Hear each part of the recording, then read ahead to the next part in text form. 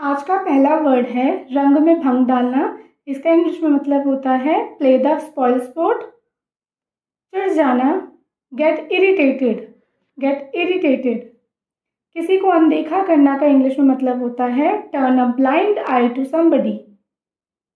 ढिढोरा पीटना का इंग्लिश में मतलब होता है पब्लिसाइज या फिर बीटिंग द ड्रम।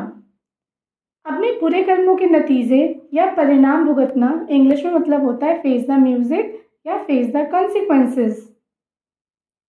घिसा पिटा का इंग्लिश में मतलब होता है हैकनेड। पुराने झगड़े, विवादों या बातों को भुलाना को इंग्लिश में कहते हैं बरी द हैचेट। मान लेना को इंग्लिश में कहते हैं अग्री, अग्री। उम्मीद करना को इंग्लिश में कहते हैं एक्सपेक्ट। बचना का इंग्लिश में मतलब होता है अवॉइड। लाना का इंग्लिश में मतलब होता है ब्रिंग। निर्माण का इंग्लिश में मतलब होता है बिल्ड। दावा करना का इंग्लिश में मतलब होता है क्लेम।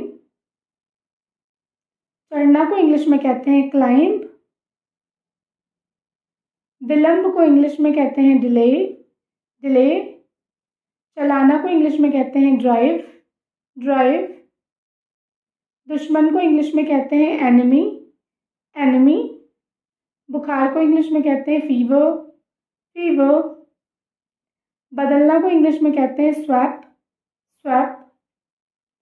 प्राप्त करना को इंग्लिश में कहते हैं अचीव, अचीव। रुकावट को इंग्लिश में कहते हैं बैरियर, बैरियर। गलती को इंग्लिश में कहते हैं मिस्टेक, मिस्टेक। दंड को इंग्लिश में कहते हैं पेनल्टी, पेनल्टी। धनवान को इंग्लिश में कहते हैं wealthy, wealthy.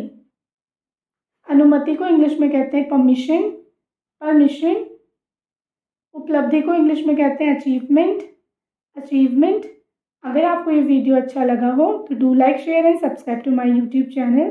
Thank you for watching.